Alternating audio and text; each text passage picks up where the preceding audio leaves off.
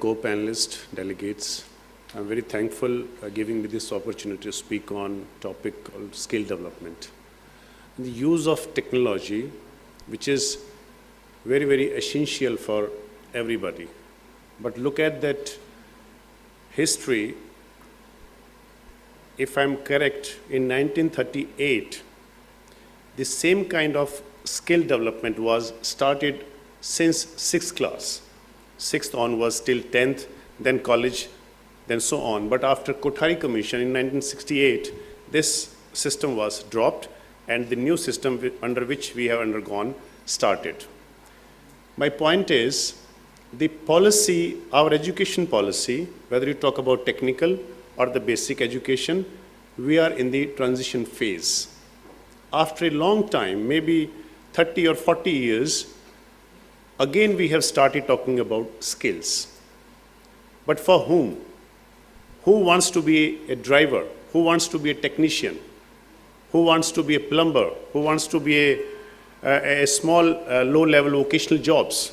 Everybody wants to become an engineer, a doctor, or an officer.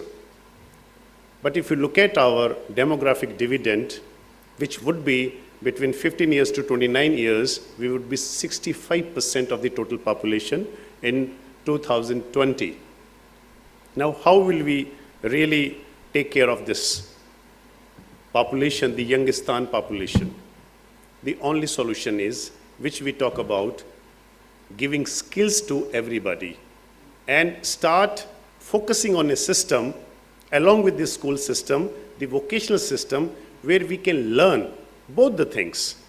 Along with the degrees, diplomas, or the certificates, we should have some kind of technical skills given to each and everybody since our schooling time.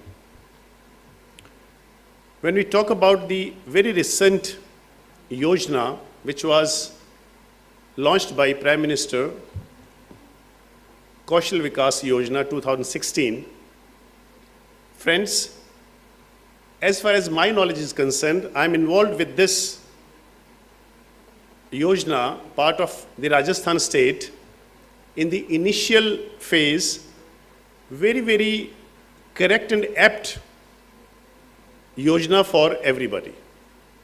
The motive is, the objective is, the government is going to fund to educate the masses for their training part. All industrialists, the industrialists or the corporates, they are going to tell the needs which they are facing a lot of crunch, and the economic growth part is attached with that we are not able to get the right people for the right jobs. So what is the understanding? The understanding is very clear. The government is going to fund those training part. The trainer is provided the fund for the training, and the corporate needs would be taken care by the trainer based on their needs, the employer needs. The syllabus would be finalized, taking care of the employer needs, and the people would be trained.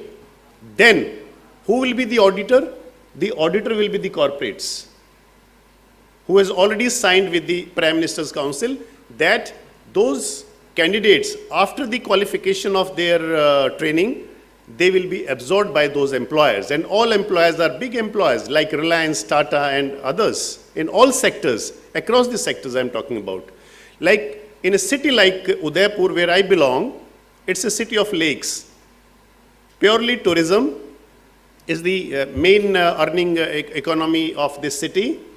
There are 12 or 13 five-star hotels, including one 7-star, the best one in Asia and 5th in the world, called Uday Vilas by Oberoi's.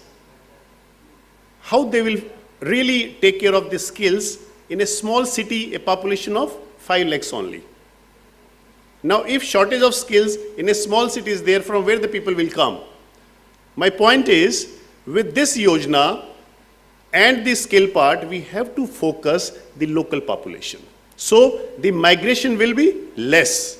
If the migration will be less, there won't be all pressure on the metros, like Delhi, Calcutta, Bangalore, and other cities. So those people who are already there, living in those cities, if they will be trained in those sectors or the areas or the disciplines which are very, very part of the economy of that city or that area, it will be very good model.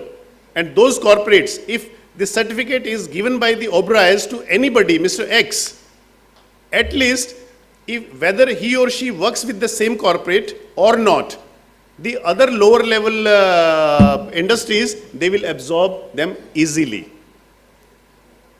But these are the government,